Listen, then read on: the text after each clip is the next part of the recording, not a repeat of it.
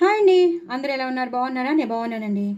మనం కార్తీక సంవరం చేసుకుంటాం, నైవేద్యాలు పెట్టుకుంటాం, ఉపవాసం ఉంటాం. ఉపవాసం ఉన్నాక మనం సాయంత్రం ఉపవాసం వదిలేసేటప్పుడు మనం వంటలన్నీ చేసుకుంటాం. ఆ వంటలన్నీ శివుడి పూజ చేసుకున్నాక, నైవేద్యం పెట్టుకున్నాక మనం అన్నీ తింటాం. సో శివుడి పూజ చేసుకున్నప్పుడు శివుడి పూజకి తప్పకుండా ఆయనకి పరమాన్నం అంటే చాలా ఇష్టం అండి. సో అన్నం ఉడకబెట్టి పెట్టేసుకున్నాను. అందులో పాలు పోసేసుకుంటాను. తగినన్ని పాలు పోసేసుకుంటానండి. అలాగే బెల్లం వేసేసుకుంటాను. ఆయనకి బెల్లం పరమాన్నం అంటే చాలా చాలా ఇష్టం. సో తగినంత బెల్లం వేసేసుకుంటాను. దాన్ని ఇలాగా కలిపేసుకోవాలండి. ఇంకేం వేయక్కర్లేదండి. వేయించిన జీడిపప్పులు అలాంటివి ఏం వేయకూడదు ఆయనకి. ఇలా జస్ట్ మనం పాలు బెల్లం వేసేసి కొంచెం ఇలాచీ పౌడర్ చేసి పెట్టుకుంటున్నాం కదా, అది వేసేస్తాను.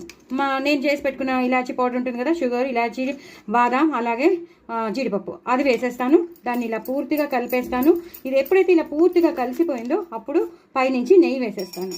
అంతేనండి. చాలా చాలా శివుడికి ఇష్టమైన పరవన్నం రెడీ అయిపోతుంది. ఎంతో టేస్టీగా ఉంటుంది. దయచేసి నా ఛానల్ని సబ్స్క్రైబ్ చేసుకోండి, సపోర్ట్ చేయండి. మీరు కూడా ఈ మాట కార్తీక సోమవారం చేసినప్పుడు ఈ నైవేద్యం పెట్టండి. చాలా ఇష్టంట.